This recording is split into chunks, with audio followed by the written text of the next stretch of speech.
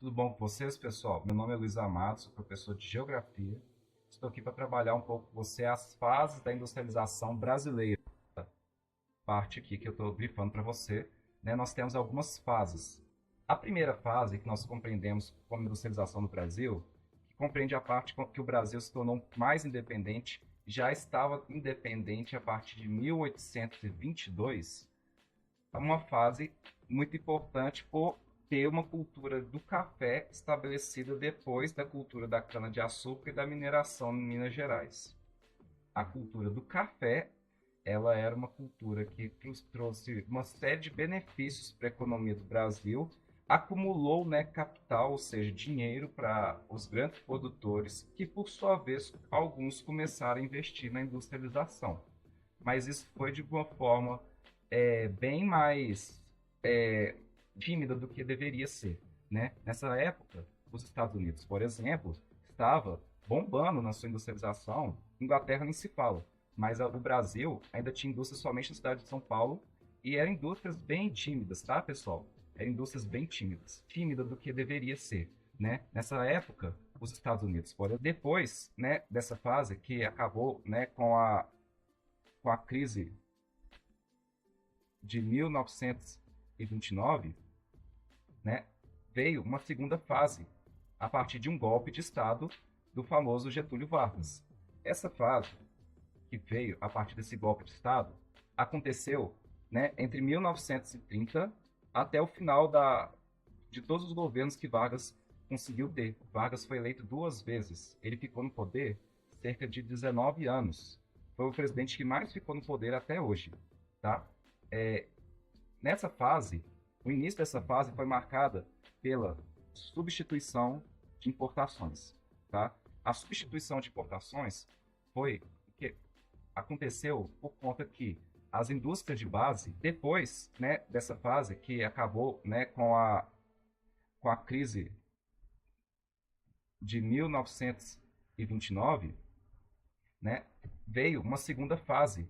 Né? O Brasil precisava comprar seus produtos em outros países para que pudesse ter o mínimo necessário para produzir as coisas básicas que nós tínhamos.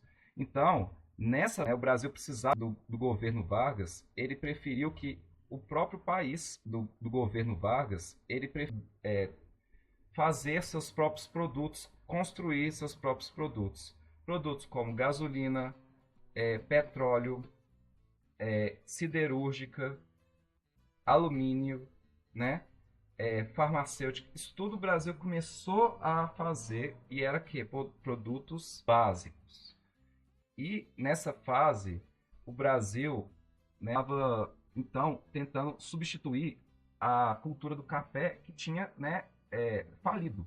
Né? Ele criou a Companhia Siderúrgica Nacional, a Petrobras, né, que eram estatais, né, que o próprio governo estava investindo para tentar substituir os produtos de fora. Lembrando que, por serem estatais, todas essas indústrias criadas elas estavam a serviço do governo.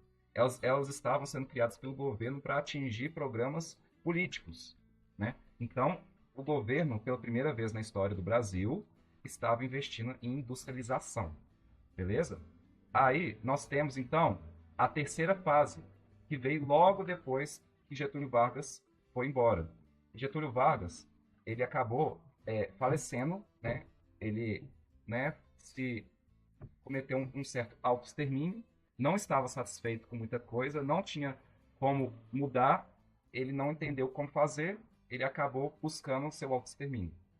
E a terceira fase começa logo em seguida, que é a fase do plano de metas. Esse rapaz aqui, né? Ele é ninguém mais, ninguém menos do que o Juscelino Kubitschek. Eu posso estar escrevendo errado, tá, gente? Vocês até me perdoem. E aí o que acontece? Esse rapaz aqui, ele tinha o que a gente chama de plano de metas, tá? Ó, os planos de metas. Esses planos de metas, pessoal, eles eram planos para trazer mais infraestrutura para o país. Né? A partir desses planos de metas, o país começou a ter que a gente chama de interiorização do Brasil. Interiorização do Brasil, tá? E aí, a partir dessa interiorização do Brasil, o Brasil estava construindo várias rodovias para dentro do território, áreas que eram vazios demográficos, né? E aí, o que acontece? Nesse plano de metas, o principal plano, além da interiorização do país, era a construção de uma nova capital, uma capital que estivesse mais para dentro do país, uma capital que estivesse atendendo interesses de outros locais, como, por exemplo, os grandes agricultores, os proprietários de terra que estavam começando a se concentrar na região do Centro-Oeste, a região mais próxima onde hoje é Brasília. E aí eles mudaram a capital do Rio de Janeiro para Brasília. Isso aconteceu em 1960. Ele entregou essa obra em 1959. Em 1960, a capital do Brasil não era mais Rio de Janeiro, era a capital Brasília, tá? E é assim até os dias atuais. Bom, aí veio a terceira fase. E depois de 1964, começou a ditadura. E foi caracterizada por medidas autoritárias que buscavam trazer estabilidade política ao país. E o período acrescentou, né, cerca de um crescimento médio nessa fase aqui entre 1968 a 1973, um crescimento médio no PIB, que é o Produto Interno Bruto, nada mais é do que toda a riqueza que o Brasil possui, né, um crescimento nesse PIB de 10% ao ano.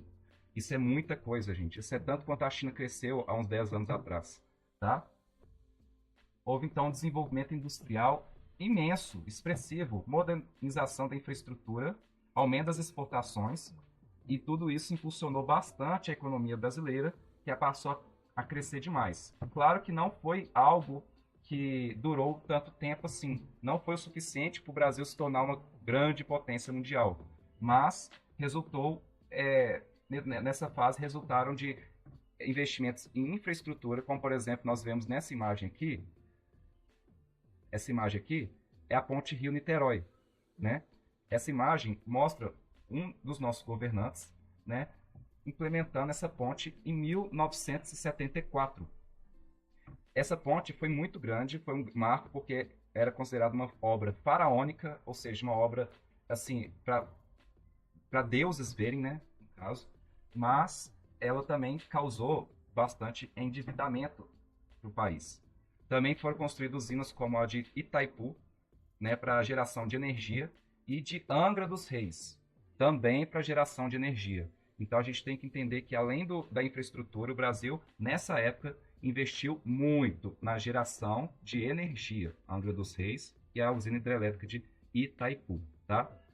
Só uma curiosidade, na época de Juscelino Kubitschek, voltando um pouco aqui, né, no tempo, Juscelino Kubitschek também investiu em energia, apesar de não ser seu foco. Ele construiu, por exemplo, a represa de Três Marias, localizada em Minas Gerais. Tá bom? Então, gente, essa fase, né, ela foi caracterizada, esse milagre econômico, pelos investimentos em obras faraônicas, né, entre elas, como eu citei, a ponte Rio-Niterói, a rodovia Transamazônica, as usinas hidrelétricas de Itaipu e Tucuruí, que eu não tinha citado ainda, a ferrovia do Aço e o complexo industrial de Suape. Tá? Contudo, essa fase, como eu também citei, ela gerou um grande endividamento do país. Anos depois, nos anos 80, o Brasil, gente, teve o que a gente chama de década perdida da economia. A década perdida foi de um endividamento tão grande que fez com que a economia decrescesse, caísse ao ponto da gente não saber mais o que fazer. Nós ficamos totalmente endividados com uma inflação enorme por conta dos gastos, principalmente do governo militar, tá? Gente, espero que tenha aprendido. Desculpa o vídeo ter ficado tão longo, tá? Fiz com muito carinho. Se puderem, deem um like,